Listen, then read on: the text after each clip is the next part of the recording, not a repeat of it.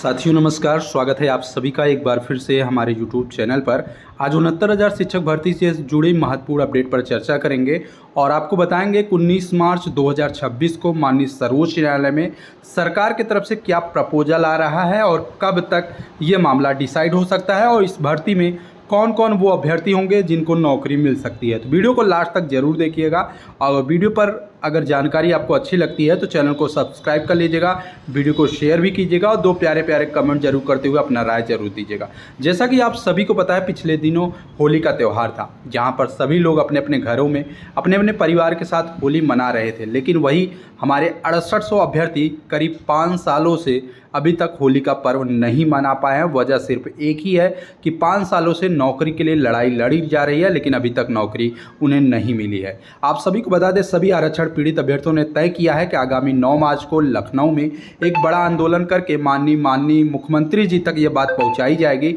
आखिर सभी पीड़ित अभ्यर्थी जो इतने सालों से नौकरी के लिए लड़ाई लड़ रहे हैं, उन्हें न्याय कब तक मिलेगा। फिलहाल इस वीडियो के माध्यम से पूरी जानकारी आपको बताना चाहेंगे। पिछले दिनों आप लोगों ने देखा ही होगा कि 6800 अभ्यर्थियों ने लखनऊ में एक बड़ा बैठक किया था, जिसमें 6800 के कुछ अभ्यर्थी जो चयन सूची में शामिल है वो शामिल हुए थे और उन्होंने तय किया था कि आगामी दिनों में एक धरना प्रदर्शन करके सरकार तक अपनी बात पहुंचाई जाए। वहीं कुछ ऐसे अभ्यर्थी लखनऊ में धरना किए थे, लखनऊ में एक बड़ा बैठक किए थे जो कि लगभग 2020 से इस मामले पर कोर्ट की लड़ाई लड़ रहे हैं, जिनको हम 27, 21 या 19,000 आरक्षण घोटाला पीड़ित अभ्यर्थी कह सकते हैं, मान सकते हैं, सुन सकते हैं। आप सभी को बता दें, इसके अलावा हमारे सामान्य वर्ग के अभ्यर्थियों ने भी 1 मार्च को लखनऊ में एक बड़ा बैठक किया और निर्णय किया कि डबल बेंच के आदेश के अनुरूप जितने भी सुप्रीम कोर्ट में अचयनित जनरल अभ्यर्थी कोर्ट की लड़ाई लड़ रहे हैं, उनको सरकार अगर समायोजित करके मामले को निस्तारण करना चाहती है तो हम उस मामले पर सहर्ष स्वीकार करते हैं, कहीं न कहीं सम्मान करते हैं। और आप सभी को बता दें, सामान्य वर्ग के अभ्यर्थियों का मानना है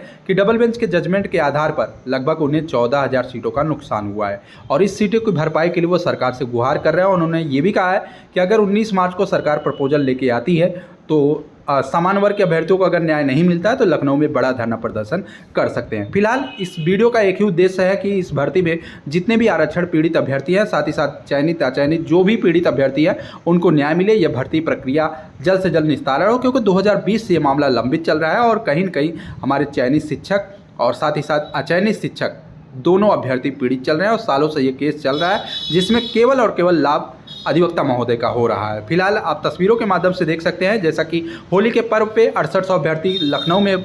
SCRT कार्यालय में पहुंचकर और साथ ही साथ इको गार्डन में पहुंचकर अपनी बात पहुंचाने की कोशिश की और साथ ही साथ सरकार तक ये बात पहुंचाई कि 69,000 शिक्षक भर्ती के अभ्यर्थियों ने इस बार होली का जो पर्व था उसका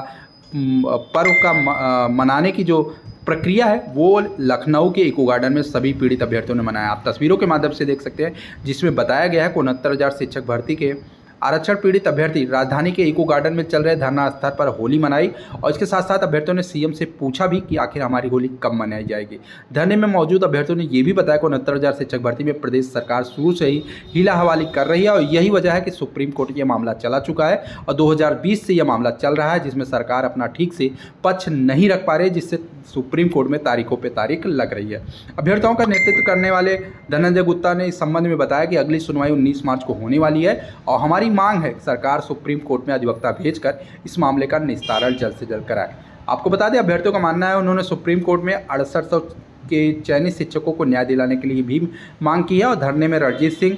और नीरज गुप्ता, दीपक कुमार, चंद्रशेखर समस्त तमाम आरक्षण पीड़ित अभ्यर्थी कोर्ट पहुंचे हुए थे और उन्होंने होली पर इको गार्डन में मनाया और सरकार तक अपनी बात पहुंचाने की कोशिश की कि 19 मार्च को सरकार इस मामले पर अपना प्रपोजल लाकर आरक्षण पीड़ित अभ्यर्थियों को न्याय दे। फिलहाल आप सभी को बता दें, इस भर्ती में जहां एक तरफ चयनित शिक्षक अपनी नौकरी को बचाने के लिए लड़ रहे हैं, वहीं अचयनित जनरल अभ्यर्थी इस भर्ती में नौकरी पाने की लड़ाई लड़ रहे हैं। वहीं आरक्षण पीड़ित अभ्यर्थियों की अगर बात करें तो इसमें भी दो धड़ा बटा हुआ, जहाँ पर एक 6800 अभ्यर्थी अपनी नौकरी की मांग कर रहे हैं, क्योंकि उनका मानना है कि 2020 में सरकार ने एक चयन सूची जारी की थी और चयन सूची को बहाल करना सरकार की जिम्मेदारी है। लेकिन वहीं आपको बता दें, 69,000 शिक्षक भर्ती में 2020 से आरक्षण की लड़ाई लड़ रहे 27, 21 की मांग करने वाले वो पीड़ित जिनका आज के डेट में मेरिट तो कम है, लेकिन वो संघर्ष 2020 से कर रहे हैं। उनका मानना है कि सरकार सुप्रीम कोर्ट में जितने भी आरक्षण पीड़ित अभ्यर्थी याची बने हुए हैं, जो सब्जेक्ट टू पिटीशन के तहत 2020 में याची बने हैं, उन सभी अभ्यर्थियों को समायोजित कर इस मामले का निस्तारण किया जाए। फिलहाल आप सभी को बता दें, आगामी 9 मार्च को लखनऊ में एक बड़ा आंदोलन होने जा रहा है और इस आंदोलन का हिस्सा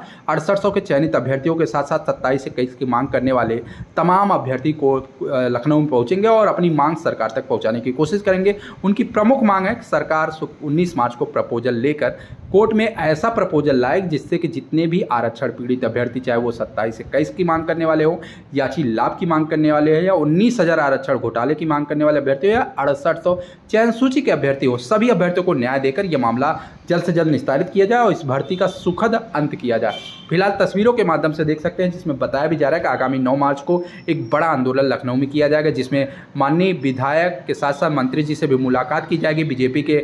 विधायकों से बात की जाए, बीजेपी के मंत्रियों से मुलाकात की जाएगी और साथ ही साथ बेसिक विभाग के बड़े बड़े अधिकारियों से मुलाकात करके उत्तर प्रदेश की योगी सरकार तक बात पहुंचाने की कोशिश की जाएगी। और सूचना ये भी है कि योगी सरकार तक अपनी बात पहुंचाने के लिए आरक्षण पीड़ित अभ्यर्थी 9 मार्च से लगातार धरना प्रदर्शन करेंगे और 19 मार्च तक पूरी संभावना है कि योगी जी तक अपनी बात पहुंचाकर अपने फेवर में प्रपोजल कोर्ट में प्रस्तुत करने का जो प्रयास है वो सफल भी करा सके। फिलहाल आप सभी को बता दें कि 19 मार्च को सुप्रीम कोर्ट में आरक्षण मामले की सुनवाई होने वाली है। सामान्य वर्ग के अभ्यर्थी भी पूरी तरह से लगे हुए हैं, जहाँ पर चयनित शिक्षक और साथ ही साथ अचयनित 6800 को चैलेंज करने वाले अचयनित जनरल अभ्यर्थी और ईडब्ल्यूएस की मांग करने वाले अचयनित जनरल लगातार प्रयास कर रहे हैं और हर स्तर पर प्रयास कर रहे हैं कि उनका मामला 19 मार्च को डिसाइड हो जाए। सरकार सभी पक्षों को लेकर फेवर में प्रपोजल लेकर आए जिससे कि ये मामला डिसाइड हो जाए। फिलहाल 9 मार्च को लखनऊ में बड़ा आंदोलन होने वाला है, जिसमें कुछ न कुछ बड़ी चीज़ें आप सभी को देखने को मिल रही है। और सोशल मीडिया पर एक बड़ी अपडेट ये भी निकल के आ रही है कि 17 मार्च को, यानी कि 19 मार्च को केस की सुनवाई है और 17 मार्च को सरकार की तरफ से एक बड़ा मीटिंग होने जा रहा है। वहाँ पर 7 दिसंबर 2020 तक जितने भी अभ्यर्थी याची बने हैं उन सभी याचियों को कंसीडर किया जा सकता है और साथ ही साथ 6800 की चयन सूची बहाल की जा सकती है। ये सूचना है, इस सूचना पर अभी कोई सच्चाई नहीं मान सकते जब तक कोई ऑफिशियल अपडेट नहीं निकल के आती, लेकिन सोशल मीडिया पर तमाम खबरें फैल रही हैं और संभावना है कि इस प्रकार की ही अपडेट आपको आने वाले 17 मार्च को देखने को मिले। फिलहाल 17 मार्च को मीटिंग है या नहीं है इस बारे में अभी पुख्ता जानकारी नहीं मिल पाई है, लेकिन सोशल मीडिया पर खबरें चल रही हैं। लेकिन आप बने रहिएगा चैनल पर, समय समय पर चैनल के माध्यम से अपडेट आपको देते रहेंगे। इसके अलावा अगर हम बात करें तो डीएलएड स्क्रूटनिंग को लेकर महत्वपूर्ण अपडेट आ चुकी है। जैसे कि पिछले दिनों रिजल्ट घोषित कर दिया गया था डीएलएड यानी कि बीटीसी के 2021-22 के 24 के वो अभ्यर्थी जो बीटीसी में आवेदन करके परीक्षा दिए हुए थे, जहां पर सूचना निकल के आई है डीएलएड के विभिन्न बैच, जिसमें प्रथम और तृतीय सेमेस्टर परीक्षा के 25 फरवरी को घोषित किया गया था, जिस परिणाम में असंतुष्ट प्रशिक्षु स्क्रूटनिंग के लिए 14 मार्च तक आवेदन कर सकते हैं। आपको भी बता दें कि स्क्रूटनिंग के लिए प्रशिक्षु को प्रति विषय 150 रुपये फीस देना होगा। डायरेक्ट प्रचार को 1 से 15 मार्च तक आवेदन स्वीकार अस्वीकार करने का मौका दिया जाएगा, जिसमें 25 फरवरी को घोषित परिणाम में बड़ी संख्या में प्रशिक्षु फेल हो गए थे, जिसमें 1,12,079 यानी कि 57% प्रशिक्षु डीएलएड 2024 के प्रथम सेमेस्टर में फेल थे। ऐसे समस्त अभ्यर्थी 14 मार्च तक अपना स्क्रूटनिंग का आवेदन कर सकते हैं। 150 रुपये स्क्रूटनिंग की फीस लगा दी गई है। इसके अलावा अगर बात करें पिछले दिनों बीएड प्रवेश परीक्षा को लेकर, जहां पर 5 मार्च तक बीएड आवेदन की डेट थी, लेकिन एक बार फिर से शासन स्तर पर यह डेट बढ़ाकर 5 अप्रैल कर दी गई है और विलंब शुल्क के साथ 10 मई तक यानी कि 10 अप्रैल तक विलंब शुल्क के साथ आवेदन किया जा सकता है। और परीक्षा की अगर बात करें बीएड प्रवेश परीक्षा 2026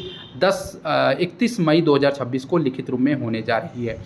तो ये महत्वपूर्ण अपडेट थी, वीडियो को शेयर कर दीजिएगा। 69,000 से जुड़ी तमाम सूचनाएं आपको मिलती रहेंगी। बाकी 9 मार्च को आंदोलन होने वाला है, अधिक से अधिक अभ्यर्थी कोर्ट लखनऊ में जरूर पहुँचिएगा, जिससे कि यह आंदोलन सफल हो और ये अंत के लिए अंतिम आंदोलन होगा, जिसमें आपकी नौकरी के लिए पूरा प्रयास किया जाएगा। सरकार से मिला जाएगा, अधिकारियों से मिला जाएगा, मंत्री से मिला जाएगा और बीजेपी के मंत्रियों से मिलकर आपके मामले को योगी सरकार तक पहुंचाया जाएगा और पूरी संभावना है कि 9 मार्च का ये आंदोलन आपको नौकरी तक जरूर पहुंचाएगा। तो वीडियो को शेयर कर दीजिएगा, चैनल पे पहली बार विजिट करें चैनल को सब्सक्राइब कर लीजिएगा। समय समय पर आपको चैनल के माध्यम से अपडेट मिलती रहेगी। धन्यवाद।